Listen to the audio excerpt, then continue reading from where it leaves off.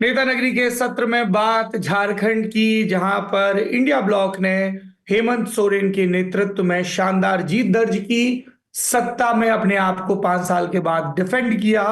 वहीं भारतीय जनता पार्टी को हार का सामना करना पड़ा और 2019 के मुकाबले उनकी टैली भी घटी। फाइनल टैली, झारखंड मुक्ति मोर्चा के पास सीटें आई 34, कांग्रेस के पास 16, आरजेडी के पास 4 और लेफ्ट पार्टियों के पास 2। तो उनका टोटल पहुंचा 81 सदस्यों वाली विधानसभा में 56 पर, यानी साधारण बहुमत से कहीं ज्यादा। 42, मतलब ठीक ठीक कहें तो 41 चाहिए, कंफर्टेबल मेजोरिटी 42 की है, पर 42 से कहीं ज्यादा है। बीजेपी 21 सीटों पर सिमट गई। आजसू को सिर्फ 1 सीट मिली आउट ऑफ 10, एलजेपी को 1 और जेडीयू को 1 सरयू राय वाली सीट।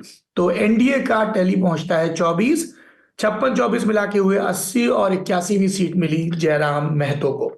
ये तो टैली है, पर इस टैली के पीछे की वजह क्या रही, इस पर चर्चा के लिए हमारे साथ मौजूद हैं 2 पत्रकार।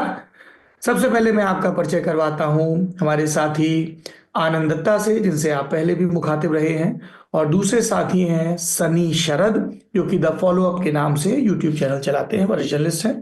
आनंद दत्ता जी, बहुत बहुत स्वागत है आपका।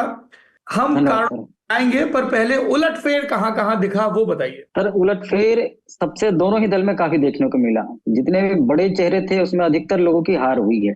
जेएमएम से अगर शुरुआत करते हैं तो उनके मंत्री मिथिलेश ठाकुर वो हार गए।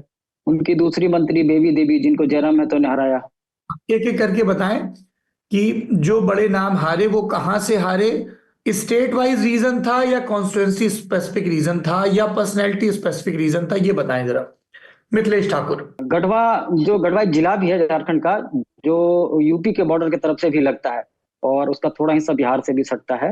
तो पलामू रीजन में कह सकते हैं वो इलाका आता है। तो वहां से मिथिलेश ठाकुर, जो कद्दावर मंत्री रहे इस सरकार के, उनकी हार हुई है। और इसके अलावा बोकारो जिले में एक विधानसभा है जहां से बेबी देवी डुमरी से चुनाव वो हारी हैं। डुमरी से ही जयराम महतो चुनाव जीते हैं। डुमरी ये गिरिडीह जिला में पड़ता है और वहां से जगन्नाथ महतो, जो उस इलाके के एक टाइगर कहे जाते थे, उनका निधन कोरोना के दौरान हुआ और उपचुनाव हुआ था। वहां से बेबी देवी चुनाव जीती थी और चुनाव लड़ने से पहले उन्हें मंत्री बना दिया गया था और वो उपचुनाव जीती थी। और इस बार चूंकि जयराम महतो वहां रहे, त्रिकोणीय मुकाबला था। आजसू से यशोदा देवी थी और जेएमएम से बेबी देवी थी और जेएलकेएम के जो अध्यक्ष हैं खुद जयराम महतो, वो चुनाव लड़ रहे थे और 10,000 से अधिक वोटों के मार्जिन से वो चुनाव जीते हैं वहां से। शुक्रिया। हाँ आनंद, बताइए उलटफेर। और इसके अलावा सर, गीता और सीता दोनों हार गई बीजेपी की तरफ से। गीता कोरा जगन्नाथपुर इलाके से थी, वो वहां से हारी। और ये सीता सोरेन बसंत सोरेन के खिलाफ लड़ रही थी जामतारा से। जामतारा जो मतलब साइबर फ्रॉड के लिए शुरुआती दौर में काफी जाना गया। अब तो भारत के कई हिस्सों में ये चीजें हो रही है, लेकिन वो 40,000 से अधिक वोटों से वो हारी है सीता सोरेन। जब वो लोकसभा चुनाव भी वो बीजेपी के टिकट पे लड़ी थी, वो भी वहां से वो उस चुनाव में भी उनको हार का सामना करना पड़ा और इस चुनाव में भी उनको हार। गीता कोड़ा भी और सीता सोरेन बीजेपी से। जी सर। जी सर, दोनों हारी। इसके अलावा ये चंपई सोरेन के बेटे हैं बाबूलाल सोरेन। खरसावा सीट से थे वो। बाबूलाल सोरेन भी चुनाव हारे हैं। चंपई सोरेन केवल अपनी सीट बचा पाए। हालांकि कोल्हान इलाके में, जिसकी चर्चा बहुत ज्यादा थी इस पूरे चुनाव में, कि कोल्हान में पिछले चुनाव में इंडिया ब्लॉक को सारी सीटें मिल गई थी। एक सीट 14 में से 13 सीटें इंडिया ब्लॉक के पास थी। एक सीट सरयू राय जीते थे रघुवर दास को हराकर। लेकिन इस बार बीजेपी को वहां 2 एक्स्ट्रा सीटें मिली, यानी कि कुल 3 सीटें मिली है। इसमें एक जेडीयू के खाते में, जो सरयू राय सीट जीते हैं, उन्होंने झारखंड सरकार के मंत्री, जो स्वास्थ्य मंत्री थे बन्ना गुप्ता, उनको हराया है। और रघुवर दास की बहू पूर्णिमा दास, वो भी चुनाव जीती है। कांग्रेस के एक बड़े नेता है अजय कुमार, उनको हरा के वो चुनाव जीती है। तो कोल्हान इलाके से इस बार बीजेपी को 3 सीटें मिली। हालांकि बाकी किसी सीट पर और सफलता बीजेपी को या बीजेपी एनडीए को नहीं मिल पाई है। हम लोग नक्शा देख रहे थे जब झारखंड का पॉलिटिकल मैप हिसाब से, तो हमें दिखा कि उत्तरी छोटा नागपुर और पलामू के इलाके का कुछ हिस्सा, इन 2 में हमें कहीं कहीं बीजेपी नजर आई। एक एक बेल्ट सी बन रही है। बाकी संथाल परगना, कोल्हान, रांची, जो दक्षिणी छोटा नागपुर है, यहां तो लगभग सफाचट वाला मामला है। सनी शरद जी, कुछ तो फैक्टर दिख रहे हैं जिन पे हम एक एक करके बात करेंगे। आदिवासी अस्मिता एक हो गया, मैया योजना दूसरा हो गया, जयराम महतो फैक्टर तीसरा हो गया। ओवरऑल 5 साल की एंटी इनकम्बेंसी को बीजेपी क्यों नहीं भुना पाई? कौन सी दो चार आपको बड़ी वजहें दिख रही हैं? देखिए, इसकी शुरुआत सौरभ जी मुझे लगता है कि 31 जनवरी से शुरू होती है, तब जब हेमंत सोरेन को ईडी गिरफ्तार कर लेती है। उसके बाद एक खास करके जो कोर वोटर हैं झारखंड मुक्ति मोर्चा के और इंडिया गठबंधन के, उनमें ये मैसेज गया कि कहीं ना कहीं इरादतन इन्हें गिरफ्तार किया गया, और उसका परिणाम पहले तो लोकसभा चुनाव में दिखा और उसके बाद अभी विधानसभा चुनाव में दिखा। मुझे लगता है कि सबसे बड़ी सफलता इंडिया गठबंधन और झारखंड मुक्ति मोर्चा का खास करके ये रहा कि वो अपने वोटर, जो उनके कोर वोटर हैं, उनको बिखरने नहीं दिए। एक तो उनको सुरक्षित रखा गया, और दूसरा जो हेमंत सोरेन चंपई सोरेन के मुख्यमंत्री बनने के बाद फिर जब जेल से बाहर निकले, उसके बाद का जो 3 महीने का काम है, उसमें जो काम हुआ उसका इम्पैक्ट दिखा। एक काम जिसका जिक्र आपने भी किया और उसका इम्पैक्ट आपको हर स्टेट में दिख रहा है, वो मैया सम्मान, जो पैसा डीबीटी के तहत जो डायरेक्ट अकाउंट में पैसा गया, उसका असर दिखा। जो अंदर खाने के लोग हैं सौरभ जी, वो बताते हैं कि मुख्यमंत्री हेमंत सोरेन अपने विधायकों को पहले ही कह दिए थे कि 15,000 वोट हर विधानसभा में हम अपने तरफ से गिफ्ट में देंगे, और उसके बाद वो कहीं ना कहीं हर एक विधानसभा सीट का जो है समीकरण बदलने में कामयाब रहा। दूसरा, मैया का तो बहुत चर्चा हुआ, लेकिन उससे ज्यादा कहीं इम्पैक्टफुल मुझे लगता है कि बिजली बिल माफी को लेकर हुआ, क्योंकि गांव में कई ऐसे लोग हैं जो बिजली बिल नहीं चुका पाने के कारण उनकी स्थिति खराब हुई, कर्ज लेना पड़ा, कई लोग पकड़े भी गए। तो उस स्थिति में जब बिजली बिल माफी हुआ तो इसका बहुत बड़ा एक इम्पैक्ट देखना पड़ा। तीसरी बात, आप देखिए कि जो सरकारी कर्मियों के लिए यहाँ पर ओल्ड पेंशन स्कीम लागू किया गया, उसका भी एक बड़ा इम्पैक्ट खास करके सरकारी कर्मियों में देखने को मिला। तीसरा, मैनेजमेंट के हिसाब से सौरभ जी आप देखिएगा तो झारखंड के ज्यादातर जिले के जो पुलिस के कप्तान हैं, वो प्रोमोटी जो आईपीएस हैं वो हैं, डायरेक्ट रिक्रूट वाले आईपीएस नहीं है। और उस हिसाब से चुनाव से 6 महीने पहले से ये हर जिले में मैनेजमेंट चल रहा था कि कैसे आखिर अपने जो कोर लोग हैं उनको मजबूत किया जाए, उनको कैसे अधिक से अधिक संरक्षण दिया जाए। मुझे लगता है कि ये तमाम रणनीतियां रही जिससे इंडिया गठबंधन को बहुत बेनिफिट हुआ। और सबसे बड़ा जो लॉस हुआ एनडीए को, वो लॉस हुआ जयराम महतो की पार्टी जेएलकेएम। 9 ऐसी सीट है जहां पर आजसू जो एनडीए के का गठबंधन का पार्ट था और जेएलकेएम दोनों के बीच मुकाबला हुआ, और इन 9 सीटों पर अगर 5.5 लाख 6 लाख वोट आजसू को आया, तो वहां पर 5 लाख 4.5 लाख वोट जो है जेएलकेएम को भी आया। कई ऐसी सीटें हैं जहां पर जेएलकेएम के उम्मीदवार दूसरे नंबर पर है और आजसू के उम्मीदवार तीसरे नंबर पर चले गए। गोमिया एक सीट है जहां से लंबोदर महतो आजसू के उम्मीदवार हैं। अभी जो चुनाव जीते हैं वो योगेंद्र महतो हैं, जो झारखंड मुक्ति मोर्चा के नेता हैं, वही प्रत्याशी थे, पहले भी विधायक रहे हैं। और दूसरे नंबर पर पूजा महतो, जो एकदम यंग लड़की है, 20-25 साल की लड़की है, वो रही, उसको 59,000 वोट आया। लेकिन जो आजसू के उम्मीदवार हैं लंबोदर महतो, उनको 54-55,000 वोट मिला। तो पूरा खेल जो है इंडिया गठबंधन का खास करके आजसू का, जेएलकेएम ने ही बिगाड़ा है। आप देखिए कि जो रामगढ़ विधानसभा सीट है, ये आजसू का गढ़ माना जाता है। यहाँ से चंद्रप्रकाश चौधरी चुनाव जीतते रहे। जब वो सांसद बन गए तब उनकी पत्नी उपचुनाव जब हुआ, ममता देवी पिछली बार चुनाव जीती थी 2019 में कांग्रेस से, और वो जब जेल गई, वहां उपचुनाव हुआ, तब सुनीता देवी चंद्रप्रकाश चौधरी की पत्नी चुनाव जीत गई। लेकिन इस चुनाव में फिर से ममता देवी चुनाव जीत गई। तो उसके पीछे का कारण यही है कि वहां जो जेएलकेएम के जो उम्मीदवार हैं, उन्हें पनेश्वर महतो, उन्हें करीब 70,000 वोट मिला। आप समझिए कि एक युवा लड़का जो खड़ा होता है राजनीति में, पहली बार चुनावी मैदान में आता है, उन्हें 50,000, 60,000, 70,000 वोट आ जाते हैं। और यही पूरा समीकरण और पूरा गणित जो है इस चुनाव का बिगाड़ दिया, खास करके एनडीए के खेमे का। शुक्रिया सनी जी। आनंद, आप जब ग्राउंड में गए तो हम लोग अभी महाराष्ट्र पर चर्चा कर रहे थे, डीबीटी स्कीम्स की बात करते हैं, डायरेक्ट बेनिफिट ट्रांसफर, बेनिफिशरीज में ट्रांसफर जो होता है। 1,000 रुपए दे रहे थे हेमंत सोरेन, भाजपा ने गोगो दीदी में वायदा किया 2100 का। बीजेपी को इस तरह के वायदे सूट किए, छत्तीसगढ़ में सूट किए, मध्य प्रदेश में, और उन्होंने महाराष्ट्र में भी उसका लाभ उठाया। झारखंड में ये काम क्यों नहीं किया, क्या लग रहा है आपको? जब आपने रिस्पोंडेंट से बात की वो बताइए। झारखंड में सर हेमंत के मुकाबले में बीजेपी ने कहा कि हम भी गोगो दीदी योजना लाएंगे और उसके तहत 2100 रुपया देंगे। ये सीधा डबल था। जब हेमंत सोरेन 1000 दे रहे थे तो बड़ी संख्या में बीजेपी ने प्रिंट करा के अपने इलाके में पूरे झारखंड में लगभग 25 से 30 लाख के आसपास फॉर्म भरवाए गोगो दीदी योजना के, और महिलाओं ने इस फॉर्म को भरा भी।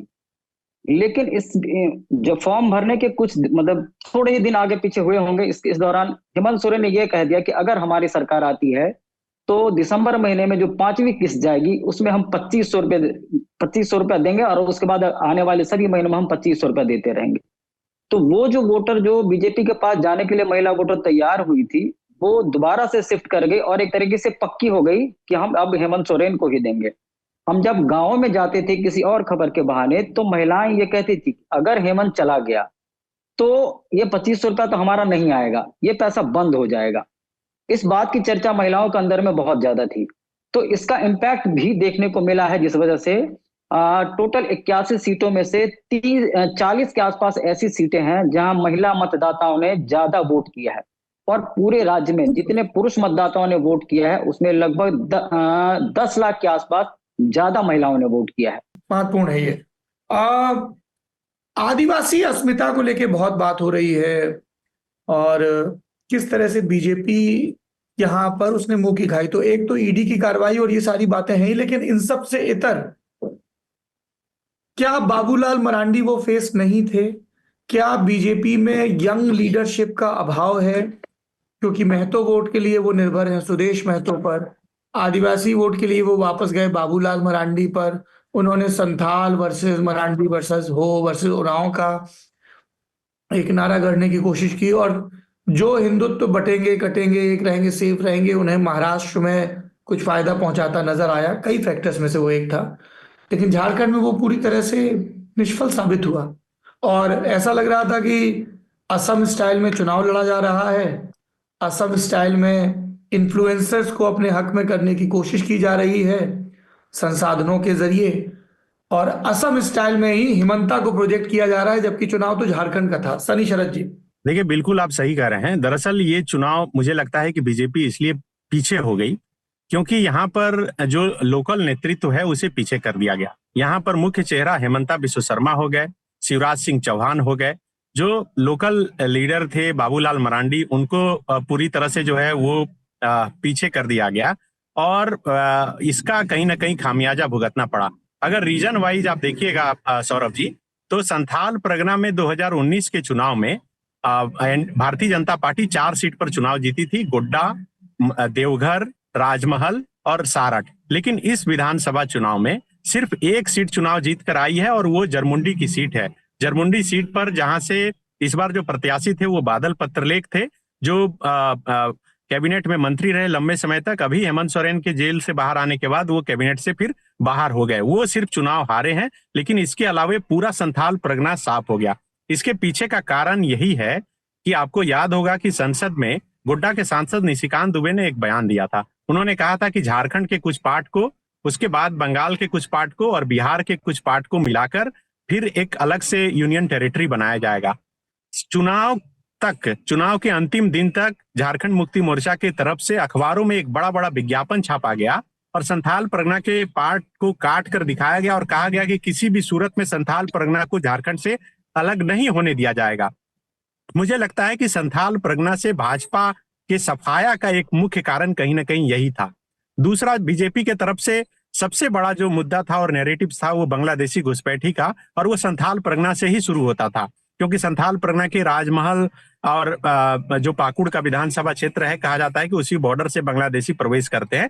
लेकिन आप देखिए, वही पाकुड़ विधानसभा सीट जहां से इस विधानसभा के चुनाव में करीब 89,000 वोट, मतलब सबसे अधिक वोट से कोई चुनाव जीता है, तो आलमगीर आलम की पत्नी निशत आलम जो इस बार पाकुड़ से चुनाव लड़ रही थी, आलमगीर आलम अभी जेल में है, और वो सबसे अधिक वोट से चुनाव जीत कर आती हैं। उसके बगल में ठीक राजमहल है जहां से अनंत ओझा भारतीय जनता पार्टी के उम्मीदवार थे, और उनके सामने एमटी राजा को झारखंड मुक्ति मोर्चा ने इस बार उम्मीदवार बनाया था, जो पहले आजसू में थे, और वो 41,000 से अधिक वोटों से चुनाव कर जीत कर आते हैं।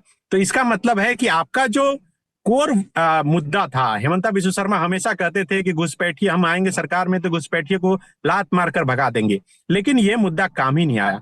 दरअसल आदिवासियों के जेहन में, आदिवासी वोटरों के जेहन में ये बात यहाँ पर बैठ कर गई कि बीजेपी अभी तक किसी को सीएम का चेहरा प्रोजेक्ट नहीं की है, और कहीं ना कहीं जिस तरह से निशिकांत दुबे पूरे लीड करते हुए दिख रहे हैं और वो कह रहे हैं कि संथाल परगना के इलाके को हम अलग कर देंगे, तो कहीं ऐसा नहीं हो कि निशिकांत दुबे को ही मुख्यमंत्री बना दिया जाए और उनकी जो करीबी जो बड़े उद्योगपति हैं उनसे रहती है, और उसके बाद झारखंड को जो है यहाँ के संसाधनों को पूरी तरह से बेच दिया जाए। ये परसेप्शन पूरी तरह से काम किया। यहाँ गिलेटसन डुंगडुंग जो आदिवासियत को लेकर लड़ाई लड़ते हैं, कल मेरी उनसे बातचीत हो रही थी, उन्होंने बताया कि आदिवासी के घर घर तक ये मुद्दा था और इस बात को लेकर चर्चा था कि बाबूलाल मरांडी को तो शामिल कराया गया लेकिन उनको पीछे कर दिया गया। अब देखिए कि 2019 के चुनाव में 28 एसटी रिजर्व सीट में भारतीय जनता पार्टी सिर्फ 2 एसटी रिजर्व सीट पर जीती थी, और वो था खूंटी और तोरपा। वो दोनों सीट इस बार हार गई बीजेपी। लेकिन आप समझिए कि बाबूलाल मरांडी को शामिल करवाने के बाद, चंपई सोरेन को शामिल करवाने के बाद इस विधानसभा चुनाव में भारतीय जनता पार्टी सिर्फ 1 एसटी रिजर्व सीट पर चुनाव जीत कर आई है, और वो खुद चंपई सोरेन है। चंपई सोरेन जो पहले 1000-2000 वोट से गणेश माली से चुनाव जीतते रहे। गणेश माली जो पहले बीजेपी में थे, अब वो जेएमएम में शामिल हो गए। इस बार उनके सामने जेएमएम के उम्मीदवार थे। इस बार चंपई सोरेन 20,000 के आसपास वोट से जीते हैं, लेकिन वो सिर्फ अपनी सीट बचा पाए। कोल्हान में कोई असर नहीं दिखा। पूर्वी और पश्चिमी जमशेदपुर का जो सीट है वो बीजेपी का सीट पहले से रहा है। रघुवर दास की बहू पूर्वी से चुनाव जीती और पश्चिमी से सरयू राय चुनाव जीते, तो लेकिन बहुत इंपैक्ट नहीं दिखा। अब देखिए कि दक्षिणी छोटा नागपुर में माना जा रहा था कि बीजेपी को कुछ फायदा हो सकता है, लेकिन उसका कहीं कोई फायदा नहीं दिखा। पलामू प्रमंडल में बीजेपी जो झारखंड मुक्ति मोर्चा और एनडीए एक इंडिया गठबंधन है, वो गांव से निकलकर अब शहरी सीटों पर ज्यादा प्रभावकारी दिखी। तो आदिवासियत का मुद्दा जो है बीजेपी के लिए बहुत घातक रहा, और लोकसभा चुनाव के दौरान जो आदिवासी इंटैक्ट थे वो इंटैक्ट इस चुनाव में भी दिखे, और उसका असर कहीं ना कहीं चुनाव परिणाम में दिख रहा है। क्योंकि सौरभ जी आप देखिए कि 2019 के चुनाव में जिस सीट पर 200-250 वोट से भी जो इंडिया गठबंधन के उम्मीदवार थे वो चुनाव जीते थे, इस चुनाव में उससे ज्यादा वोट से चुनाव जीत गए हैं। सिमडेगा से भूषण बाड़ा 285 वोट से 2019 में चुनाव जीते थे, लेकिन इस बार अच्छे मार्जिन से चुनाव जीते। तो बीजेपी मानकर चल रही थी कि सिमडेगा, कोलेबिरा और गुमला में जो 3 सीटें हैं, गुमला, बिशनपुर और सिसई, इन सीटों में उन्हें फायदा होगा, लेकिन कहीं कोई फायदा नहीं हुआ।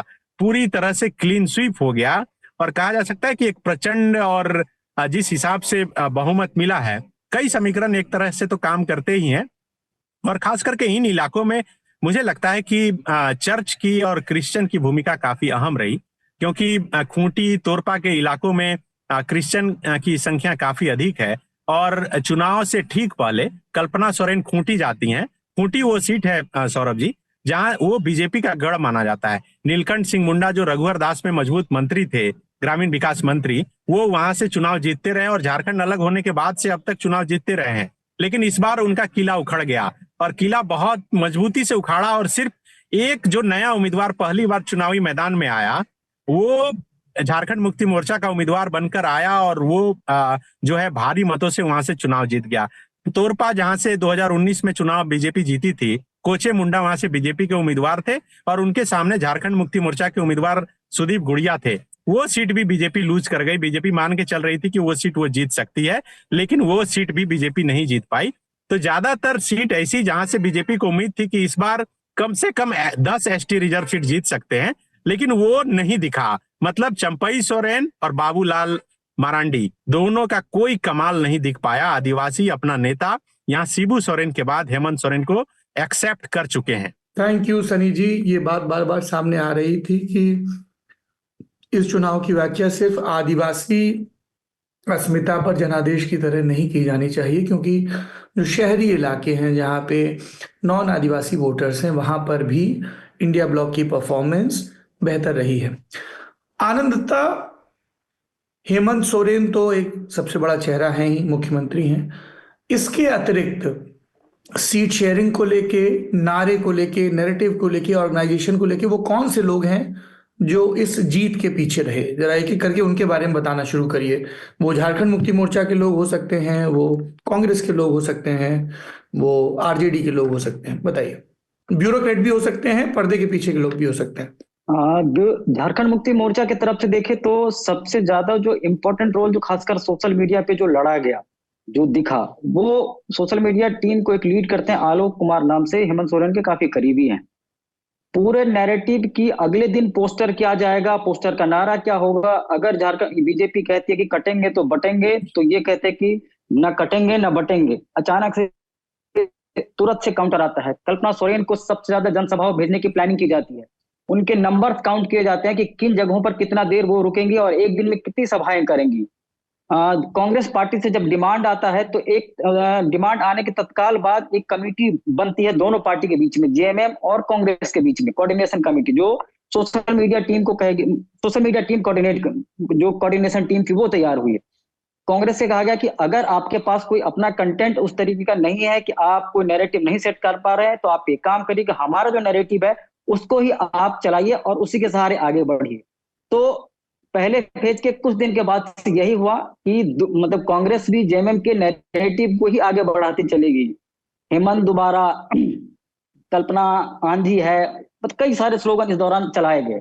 इसके अलावा कांग्रेस की तरफ से मतलब ऐसा कोई रणनीतिकार नहीं था जिसको ये क्रेडिट दिया जा सके कि उनके होने भर से ये फायदा हुआ।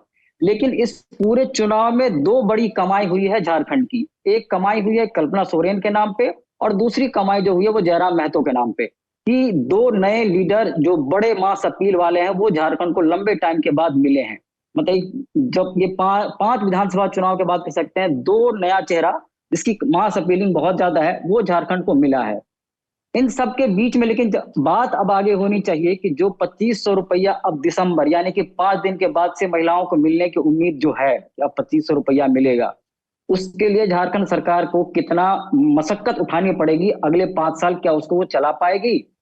तो इस वक्त झारखंड सरकार के खाते में मात्र 6000 करोड़ रुपए हैं और इन स्कीम को पूरा करने में उनको हर महीने कम से कम 500 से 600 करोड़ रुपए का भुगतान करना होगा।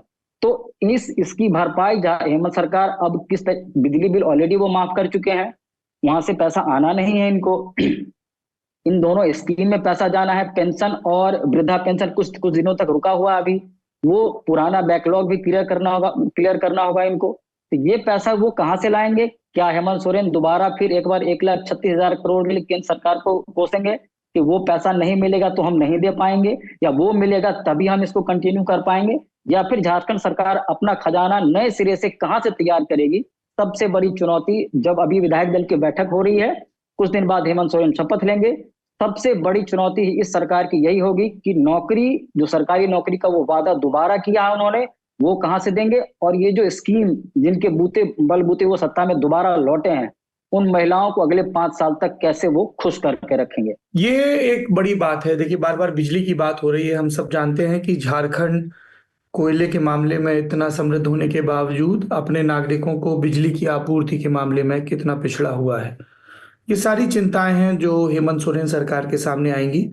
सनी जी, जो सवाल आनंद से पूछा गया, people behind this wonderful defence of Hemant Soren, कौन से लोग हैं जिन्होंने रणनीति बनाई? कौन से लोग हैं जिन्होंने मुश्किल वक्त में, जब सेंट्रल एजेंसीज हेमंत सोरेन के पीछे थी, जब संसाधनों के मामले में वो बीजेपी के मुकाबले कमतर थे, क्या हेल्प रही, क्या क्या फैक्टर्स रहे? एक जो आपने पिछले सवाल के रिस्पॉन्स में कहा कि ईसाई मिशनरीज, उन्होंने पूरा सपोर्ट किया जेएमएम और हेमंत सोरेन को। दूसरी, उनकी अपनी संथाली आइडेंटिटी है। ये दो फैक्टर रहे। कई लोगों ने कहा कि कल उनका जेल जाना उनके लिए एक किस्म का वरदान हो गया, सिर्फ इस वजह से नहीं कि उन्हें सहानुभूति मिली, बल्कि इसी बहाने कल्पना सोरेन फ्रंट पर आई, और कल्पना सोरेन के बहाने वो नए सिरे से नॉन आदिवासी शहरी वोटर हो, महिला वोटर हो, उन सब के बीच भी एक इमेज बिल्ड करने में कामयाब रहे। क्या आप इससे सहमत हैं? इसके अलावा वो कौन से लोग रहे जो इस जीत के नायक हैं हेमंत सोरेन के साथ? देखिए, सबसे बड़ा नायक तो जरूर कल्पना सोरेन को ही माना जाएगा, और कहा जा रहा है झारखंड में कि विपत्ति की उत्पत्ति है कल्पना सोरेन। मतलब जब घोर विपत्ति थी, झारखंड मुक्ति मोर्चा लग रहा था कि अब पूरी तरह से टूट जाएगा, हेमंत सोरेन अपनी कुर्सी चंपई सोरेन को सौंप कर गए और वही चंपई सोरेन असम के मुख्यमंत्री हिमंता बिस्वा शर्मा के संपर्क में थे, तब ये सोचा जा रहा था कि शायद जेएमएम टूट जाए। लेकिन वहां से कल्पना सोरेन का उदय हुआ और इस चुनाव में कल्पना सोरेन ने एक अहम रोल किया। सौरभ जी, कल्पना सोरेन की सभाओं को अगर आप देखेंगे गौर से उसके वीडियो को, तो कोई एक ऐसी सभा नहीं जिसमें कि भारी भीड़ जुटे। वो चाहे किसी भी कैमरा से फोटो लें, वो भीड़ इतनी दिखती थी कि कैमरे में कैद करना थोड़ा मुश्किल था। और इस भीड़ को मैनेज करने के लिए कल्पना सोरेन के साथ एक पूरी टीम काम कर रही थी। मैं कल्पना सोरेन की कई सभाओं को कवर किया, कल्पना सोरेन के साथ इंटरव्यू भी किया कई बार। कल्पना सोरेन की सभाओं में कम से कम 100 गाड़ियां, 100 ऑटो ये होते थे जो लोगों को वहां तक पहुंचाने का काम करते थे। ये अक्सर आपको भारतीय जनता पार्टी के बड़े नेताओं के कार्यक्रम में दिखता था। लेकिन एक लोगों के बीच में परसेप्शन सेट करने, माइंडसेट में ये बात बैठाने के लिए कि कल्पना सोरेन की सभाओं में भीड़ जुट रही है, कल्पना सोरेन के प्रति लोगों का अट्रैक्शन जो है वो बढ़ रहा है, वो परसेप्शन सेट करने में कहीं ना कहीं यहाँ पर कामयाबी मिली।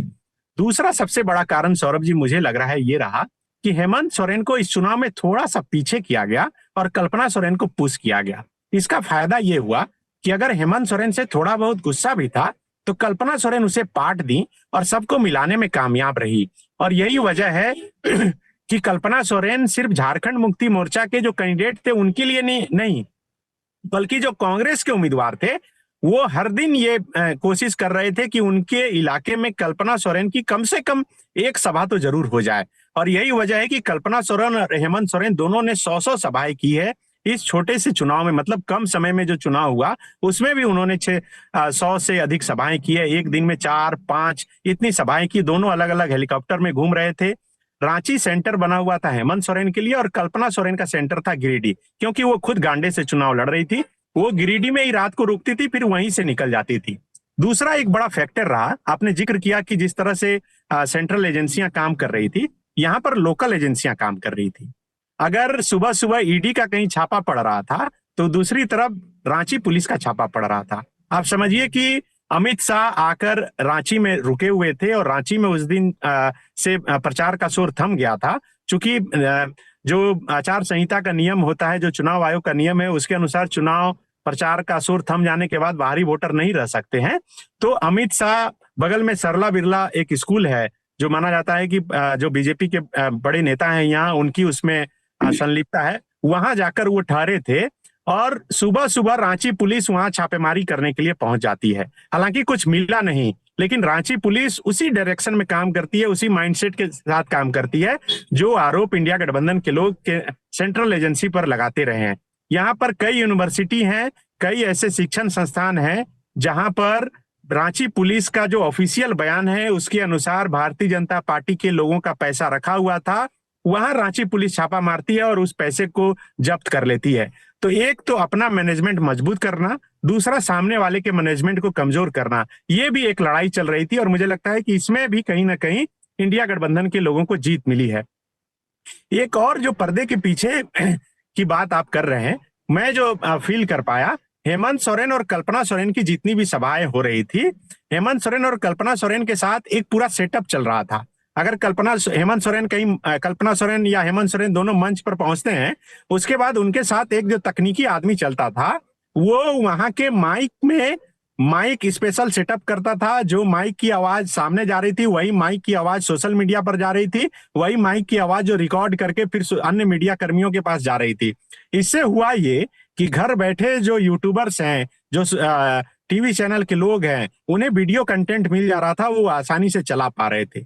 मुझे लगता है कि भारतीय जनता पार्टी के नेता इसमें थोड़े पीछे रहे। भले ही हिमंता बिस्वा शर्मा के साथ जो टेलीविजन के न्यूज एजेंसी हैं वो चल रहे थे, लेकिन उनको फीड करना, भेजना और उसका सब्सक्रिप्शन लेना सबकी बस की बात नहीं है। लेकिन यहाँ पर भी 0 खर्च में इंडिया गठबंधन के लोग कामयाबी हासिल किए और अपने जो 2 प्रमुख लीडर हैं उनकी बात आम आदमी तक पहुंचाने में कामयाब रहे। एक और महत्वपूर्ण बात जो ये रही कि यहाँ के जो लोकल भाषा में हैं वो कई म्यूजिक जो है तैयार किए गए। आपको याद होगा कि बिहार चुनाव के दौरान एक गाना काफी फेमस हुआ था कि लालू यादव डर लो न रे, बेटा न डर तो रे। उसी का वर्जन जो है यहाँ पर लॉन्च किया गया कि शिबू सोरेन डर लो न रे, हेमंत सोरेन न डर तो रे। और वो गाना इतना इम्पैक्ट किया मैं संथाल परगना के इलाकों में और उत्तरी छोटा नागपुर के इलाकों में जब घूम रहा था, हर एक गाड़ी में ये गाना बज रहा था। और वो गाना जिसमें कि मैया योजना का भी जिक्र था, जिसमें बिजली बिल माफी का भी जिक्र था, जिसमें जो है ओल्ड पेंशन का भी जिक्र था, तमाम योजनाओं का जिक्र था। मुझे लगता है कि इंडिया गठबंधन के तरफ से झारखंडी अस्मिता, झारखंडियत को लेकर लड़ा गया और भारतीय जनता पार्टी के तरफ से हवाई मुद्दे को लेकर लड़ा गया। बांग्लादेशी घुसपैठ, मारेंगे, बांटेंगे, काटेंगे, इससे लोगों ने थोड़ी दूरी बनाई और जो यहाँ उनकी बात कर रहा था उसे गले लगाया। और यही वजह है कि झारखंड मुक्ति मोर्चा और जयराम महतो वो भी झारखंडी अस्मिता की बात करते रहे, उन्हें गले लगाया। आप देखिए कि आजसू का वोट कटने के पीछे का कारण आजसू तो खुद है और बीजेपी के साथ मिलना भी कहीं ना कहीं जो है उन्हें ज्यादा नुकसानदेह हो गया। तो ये तमाम बातें हैं। कई बड़े अधिकारी हैं जिनका नाम लेना मुझे लग रहा है कि उचित नहीं है, वो बैक स्टेज से पूरी तरह से मजबूती से काम करते रहे। कई ऐसे लोग हैं जो सीएमओ में बैठकर पूरी रणनीति और मैनेजमेंट का काम करते रहे। मुझे ये जानकारी जरूर अपने दर्शकों तक पहुंचा देनी चाहिए कि मैं और आप जब रांची शहर में रहकर सुबह 8-9 बजे सोकर उठते थे तो हेमंत सोरेन के बैक से जो टीम काम कर रही थी वो रांची के आसपास के इलाकों में खूंटी, गुमला, सिमडेगा में 4 घंटे काम करके लौट जा रही थी और उसका इम्पैक्ट दिखा। क्योंकि मैं खुद खूंटी घूम रहा था और मुझे लग रहा था कि नीलकंठ सिंह मुंडा के लिए ये सीट आसान है, लेकिन आप समझिए कि उसी सीट से 31,000 वोट से वो हार जा रहे हैं। उसके पीछे का कारण ये, एक तो चर्च है, दूसरा जो बैक टीम काम कर रही थी, कई जो लोग पिछले कई वर्षों से जुड़े हैं वो मजबूती से काम कर रहे थे और वो ताल ठोक कर पहले से कह रहे थे कि जिस हिसाब से 7.5 लाख महिलाओं के वोट पड़े हैं, 5% वोटिंग परसेंट महिलाओं का बढ़ा है, उसका इम्पैक्ट दिखेगा। लेकिन भारतीय जनता पार्टी के लोग, एनडीए के लोग यही सोचते रहे कि अगर वोटिंग परसेंट बढ़ रहा है तो इसका मतलब है कि सरकार के प्रति गुस्सा है। लेकिन वो गुस्सा नहीं था, वो ये था कि महिलाएं घर से निकल रही थी और जाकर वोट दे रही थी क्योंकि उनके अकाउंट में 1,000 रुपए महीने आ रहा था और उन्हें उम्मीद थी कि आगे जो है दिसंबर महीने से उन्हें 2,500 रुपए महीने मिलेगा। सौरभ जी, आपने आनंद जी से पूछा कि गोगो दीदी योजना लॉन्च किया गया लेकिन उसका बेनिफिट्स क्यों नहीं हुआ। मुझे लगता है कि यहाँ पर बीजेपी से एक रणनीति चूक ये हुई कि आचार संहिता लागू होने से पहले बीजेपी ने अपना मैनिफेस्टो जारी कर दिया और उसमें बताया कि वो 2,100 रुपए देंगे अगर हेमंत सोरेन अभी 1,000 दे रहे थे। हेमंत सोरेन के पास 2 दिन का वक्त मिल गया और उसी 2 दिन में उन्होंने 2 कैबिनेट की बैठक की और उस कैबिनेट से ये पास कर दिया कि अगली सरकार मेरी बनेगी तो हम 2,500 रुपए देंगे। वहीं पर बीजेपी को हार का सामना करना पड़ गया। वहीं पर लोगों का विश्वास जीतने में झारखंड मुक्ति मोर्चा कामयाब रह गया कि अब तो कैबिनेट से पास हो गया। लोग ये सोचने लगे कि अभी तो 1,000 मिल रहा है और ये कैबिनेट से पास करके कह रहे हैं कि अब आएंगे तो 2,500 देंगे, मतलब देंगे। और ये गोगो दीदी योजना की सिर्फ बात कर रहे हैं, लेकिन 2014 से 2019 तक इनकी सरकार रही। इस सरकार के दौरान ऐसी कोई योजना का लाभ नहीं मिला और ये ज्यादा इम्पैक्टफुल रहा। इसके अलावा कई और चीजें हैं, मुझे लगता है कि अलग अलग उसका विश्लेषण किया जा सकता है जो इस चुनाव में बहुत इम्पैक्टफुल रहा। एक चीज और खास रहा, मैं जो फील कर पाया कि यहाँ पर कांग्रेस को थोड़ा पीछे कर दिया गया और जेएमएम को आगे रखा गया। इससे क्या हुआ कि बीजेपी कांग्रेस को टारगेट ही नहीं कर पाई और बीजेपी जेएमएम में हेमंत सोरेन को टारगेट करने में रह गई और तब तक कल्पना सोरेन जो है वो पूरा मैदान मारकर चली गई और उसका काट बीजेपी के पास कुछ भी नहीं रहा। एक बार बाबूलाल मरांडी ने कल्पना सोरेन के नाम का जिक्र करके कुछ कहा भी था और उसके बाद कल्पना सोरेन ने जो पलटवार करके कहा, फिर बीजेपी के नेताओं की तरफ से उसका कोई जवाब नहीं मिला।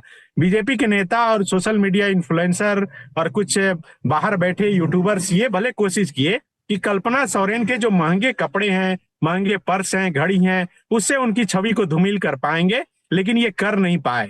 आप पहले भी देखे होंगे कि हेमंत सोरेन को लेकर कहा गया था कि जंगल में रहने वाले आदिवासी अब यहाँ रहते हैं। उसका फायदा ही हुआ हेमंत सोरेन के वोटरों को, नुकसान नहीं हुआ। और अब मुझे लग रहा है कि अभी आने वाले 5-10 सालों में बहुत मुश्किलों का सामना करना पड़ सकता है बीजेपी को खुद को मजबूत करने में। यहाँ पर आनंद दत्ता जी। सर, इसमें एक संगठन है जिसका नाम का जिक्र जरूर होना चाहिए, वो है झारखंड जनाधिकार महासभा। इस संगठन में जादरेज जैसे लोग इसमें जुड़े हुए हैं और बड़ी संख्या में सुदूर इलाकों में मतलब ग्राउंड पे काम करने वाले आदिवासी लोग इसके साथ जुड़े हुए हैं। एक बड़ा संगठन है जो सरकार के मामलों में नीतिगत हस्तक्षेप लगातार करता रहा है। जादरेज इस दौरान हेमंत सोरेन से मिलने भी गए, वो फोटो भी काफी वायरल हुई, भी साइकिल पे चढ़ के वो मिलने गए थे। लोकसभा चुनाव के टाइम में भी ये संगठन लगातार रांची और जिलों में जाकर प्रेस कॉन्फ्रेंस करता रहा कि बीजेपी अगर सत्ता में आती है तो आदिवासियों को इन मुद्दे पर नुकसान हो सकता है, जिस तरीके का नुकसान छत्तीसगढ़ में हल्दी जंगल में आदिवासियों को हुआ, मणिपुर में हुआ। ये बात संथाल में, कोल्हान में आदिवासियों को गांव गांव जाकर छोटी छोटी 100-100, 200-200 लोगों की जनसभाएं करके उनको समझाया गया। तो इसका मतलब ये दूर से दिखता तो बिल्कुल नहीं है, लेकिन इसका इम्पैक्ट बहुत तगड़ा रहा। विधानसभा चुनाव के टाइम में भी इन संगठन के लोगों ने लगातार बीजेपी के आने के बाद होने वाले नुकसान का आकलन मीडिया में भी बताते रहे और गांव में पंपलेट बांटकर ये लगातार बताते रहे। और ये संगठन वैसे उस तरीके से काम किया कि जब हेमंत सोरेन की टीम या फिर झारखंड मुक्ति मोर्चा पॉलिटिकली एक्टिव नहीं थी, उससे 2 महीना पहले से ही ये संगठन मतलब ग्राउंड लेवल पे जाके काम कर रहे थे और इन चीजों का जिक्र कर रहे थे। उसका भी एक बड़ा फायदा मिला है। उस संगठन से जुड़े लगातार जुड़े रहे ये ग्लैडसन लुंगडुंग, इस बार उन्होंने कहा भी है इस बार हम अगर जब ये सरकार लौट के आई है दोबारा, तो हमारी ये कोशिश होगी कि जिन मुद्दों पर हेमंत सोरेन ने सहमति पहले दी और पहले कार्यकाल में वो उसको पूरा नहीं कर पाए, हमारी कोशिश होगी कि हम चढ़कर, लगकर, भिड़कर उन सब चीजों को इस बार पास कराएं। इस संगठन का एक बड़ा रोल रहा है संगठन का। बीजेपी में अब ब्लेम गेम का दौर अभी शुरू हुआ है या उसका इंतजार हो रहा है? क्योंकि चीजें तो पूरी तरह से दिल्ली से गवर्न हो रही थी। कई लोगों ने कहा कि रांची के नेताओं की पूछी नहीं गई, कई लोगों ने कहा रघुवर दास वापसी चाहते थे, कई लोगों ने कहा बाबूलाल मरांडी को पिछले 2 साल से फ्री हैंड दिया गया था। अब ये सब बातें और जोर पकड़ेंगी, क्योंकि आप विश्लेषण करेंगे तो बताएंगे ना कि कहाँ चूके। आनंद दत्ता सर, मुझे लगता है कि झारखंड बीजेपी सेफ खेल जाएगी। अब वो ठिकरा असम पे फोड़ देगी, वो ठिकरा शिवराज सिंह चौहान पे फोड़ देगी कि हमारे हाथ में तो डिसीजन था ही नहीं। टिकट, यहाँ तक टिकट बंटवारा भी आप हम टिकट बंटवारे में भी हमारी राय यानी झारखंड बीजेपी की राय नहीं ली गई। झारखंड बीजेपी के बड़े नेता इसी वजह से हारे हैं। अमर कुमार बावरी वो नेता प्रतिपक्ष थे, लेकिन जिस दिन यानी कि पहली बार जब हेमंत बिस्व शर्मा सह प्रभारी बनकर झारखंड आए, उसके बाद जो उनके साथ वो लगे, वो चुनाव के दौरान तक उन्हीं के साथ लगे हुए थे। चाहे दिल्ली में मीटिंग करना हो या फिर मतलब जिलावार जो छोटे छोटे सोशल मीडिया इन्फ्लुएंसर है जिनका फॉलोअर 1000 है, जिनके यूट्यूब पर सब्सक्राइबर 5000 है, उन सबका एक टीम तैयार किया गया और उसका नेतृत्व अमर बावरी ने किया था। और उसका लोगों को ये लगा कि अगर यही आदमी हेमंत बिस्व शर्मा के सबसे ज्यादा करीब है, यहाँ तक कि अमर बावरी के लोगों ने झारखंड के दूसरे बड़े बीजेपी नेताओं तक ये मैसेज भिजवा दिया कि अगर बीजेपी सरकार सत्ता में आती है तो अमर बावरी ही सीएम रहेंगे, तो जो जीतने वाले विधायक हैं वो इस बात का ख्याल रखें। और परिणाम ये हुआ कि वो खुद भी चुनाव हार गए। तो ब्लेम गेम अभी तक शुरू नहीं हुआ है। रांची इलाके में ही बीजेपी के जो राज्य 2 राज्यसभा सांसद हैं, आदित्य साहू और प्रदीप वर्मा, लोग कह रहे हैं कि ये संगठन के महामंत्री है और दोनों ही रांची जिले से आते हैं और ये अपने इलाके में एक विधानसभा सीट तक नहीं जितवा पाए। चाहे राज्य विधान में खिजरी हो या फिर बगल में कांके सीट है, ये लोग ये सीट भी नहीं जितवा पाए और यही लोग डिसाइड करते रहे कि टिकट किसको मिलेगा किसको नहीं मिलेगा। ये छोटा ब्लेम गेम अभी शुरू हुआ है। अगले 3-4 दिन के बाद जब बीजेपी के विधायक दल की बैठक होगी तो उसमें नेता प्रतिपक्ष किसको चुना जाएगा और आगे की रणनीति क्या होगी, असल खेला उसके बाद शुरू होगा। एक सर चीज एक हमको लग रहा है कि होना चाहिए, ये जेएमएम एक रणनीति के तहत ये किया। देखिए, आदिवासी वोटर जो है वो वोकल नहीं होता है। बीजेपी क्या की कि इसका जो मुस्लिम कोर वोटर है उसको वोकल बना के हर सभाओं में आगे रखी। दूसरा है कि जो चौक चौराहे जितने भी हैं वहां पर बकायदा चौक चौराहे पर इस विधानसभा चुनाव में उन्हें डिप्यूट किया गया। चाहे मीडिया के कैमरे खुले तो आप खुलकर बोलिए, मीडिया और या फिर मंच आप देखिएगा कि ज्यादातर सभाओं में इनकी भीड़ ज्यादा रही, क्योंकि वो लड़ाई लड़े मीडिया फ्रंट पर लोगों के सामने, और अंडर करंट जो था वो आदिवासी क्रिश्चियन का तो था ही। ये सब चीज तोड़ नहीं पाई कहीं से भी बीजेपी, और इसका तोड़ भी नहीं निकाल पाई। क्या टिकट वितरण से ही समस्या शुरू हो गई थी? क्योंकि झारखंड भाजपा तो अब दबे तौर पे यही कह रही है कि जब हमारी टिकट में ही नहीं पूछी गई तो हमारी क्या जवाबदेही है। सनी शरद जी। बिल्कुल, देखिए सौरभ जी, चुनाव की तैयारी तो भारतीय जनता पार्टी बहुत पहले से कर दी थी और उसका नीरसपन जो है उसी समय से दिखना शुरू हो गया था।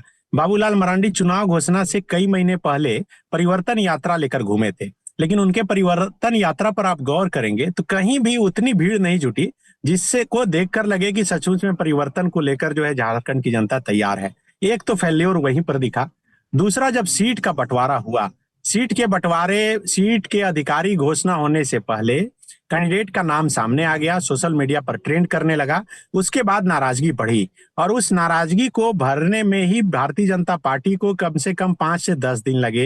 हेमंता बिस्व शर्मा जैसे व्यक्ति को, छोटे से छोटे कार्यकर्ता को अपने साथ हेलीकॉप्टर में बैठाकर मनाने के लिए घुमाना पड़ा। मतलब जो पैबंद लगते गया, जो चिप्पी लगते गया बीजेपी में, उसे साटने में ही भारतीय जनता पार्टी के नेताओं के जो है समय खत्म होते गए और यहीं पर इंडिया गठबंधन जो है बाजी मारते गया। आप इसको इस हिसाब से समझिए कि जैसे उमाकांत रजक जो अमर बावरी नेता प्रतिपक्ष हैं, उनके सामने आजसू से उम्मीदवार रहते रहे, एक बार वो चुनाव भी जीते थे। वो चूंकि आजसू से गठबंधन हुआ तो वो सीट चला गया अमर बावरी को, बीजेपी को, लेकिन उमाकांत रजक को झारखंड मुक्ति मोर्चा अपने पाले में ले लिया। आज देखिए कि वही उमाकांत रजक जीत गए। दूसरी सीट दुमका से लुइस मरांडी भारतीय जनता पार्टी से चुनाव लड़ती रही हैं। लुइस मरांडी का टिकट काटकर वहां से सुनील सोरेन को उम्मीदवार बना दिया गया। झारखंड मुक्ति मोर्चा ने लुइस मरांडी को अपने पाले में ले लिया।